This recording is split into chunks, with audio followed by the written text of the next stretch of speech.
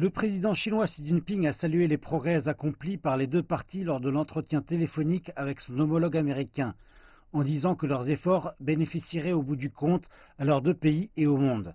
Il a aussi remarqué la manière dont les négociations étaient menées sur une base d'égalité et de respect mutuel, quelque chose qui, a insisté Beijing, doit faire partie de tout accord.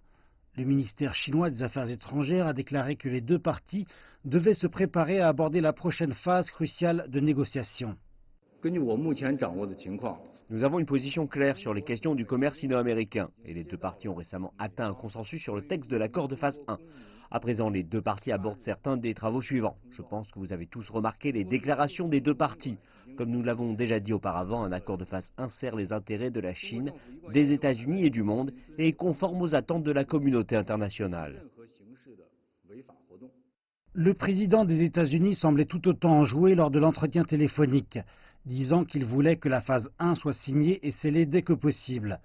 Plus tard, dans un tweet, il a déclaré que cela pourrait être fait pendant la première semaine de la nouvelle année. Il est espéré que la phase 1 signale le départ d'une réduction des droits de douane suite à une impasse de 21 mois. Les États-Unis ont accepté d'annuler certains de leurs droits de douane existants sur les produits chinois, tandis que la Chine a accepté d'acheter davantage de produits agricoles parmi d'autres. Donc, quelle est la prochaine étape? L'accord a été reçu avec soulagement par les investisseurs et les consommateurs aux États-Unis et n'aurait pas pu intervenir à un meilleur moment pour Trump. Le président américain a été mis en accusation chez lui alors qu'il fait face à une éreintante campagne de réélection en 2020.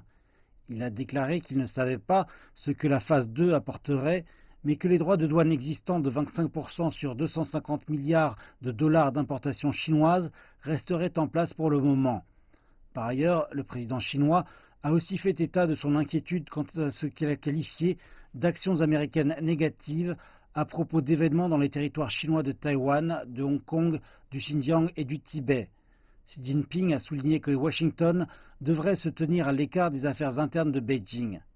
Malgré cela, Trump a déclaré qu'il était désireux de maintenir la communication dans le futur proche. Est-ce que les deux parties parviendront à accélérer davantage les choses, du moins en ce qui concerne le commerce? Cela demeure à voir.